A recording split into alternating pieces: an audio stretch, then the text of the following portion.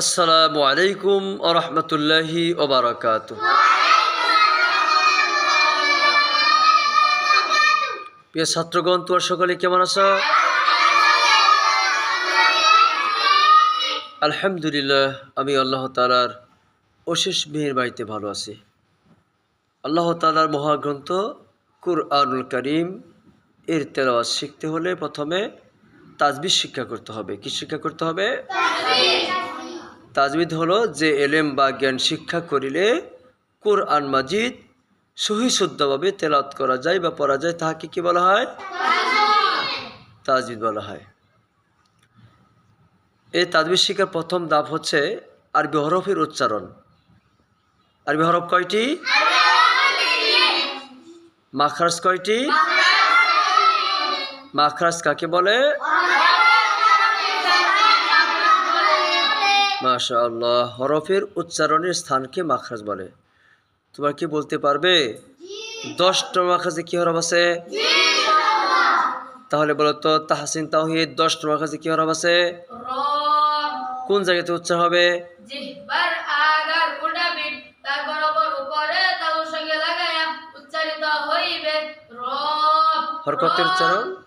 র হরকতের উচ্চারণ, হরকতের উচ্চারণ জানিয়া পড়া যাবে না, তাড়াতাড়ি করিয়া পড়িতে হইবে, যেমন র রি রু। মাশাআল্লাহ। শিহাব বলো তো 10টা মাখরাজে কি হরফ আছে? কোন জায়গাতে উচ্চারণ হবে? জিহ্বার আগার উডাবিট তার বরাবর উপরে তালুর সঙ্গে লাগায়া উচ্চারিত হইবে র। র হরকতের উচ্চারণ জানিয়া পড়া যাবে না, তাড়াতাড়ি করিয়া পড়িতে হইবে, যেমন র রি রু। ফয়সাল বলো তো 10টা মাখরাজে কি হরফ আছে? র কোন জায়গাতে উচ্চারণ হবে? জিহ্বার আগার উডাবিট তার বরাবর উপরে তালুর সঙ্গে লাগায়া উচ্চারিত হইবে র। হরকতের উচ্চারণ র রি রু টানিয়া পড়া জানিয়া পড়া যাবে না, তাড়াতাড়ি করিয়া পড়িতে হইবে, যেমন।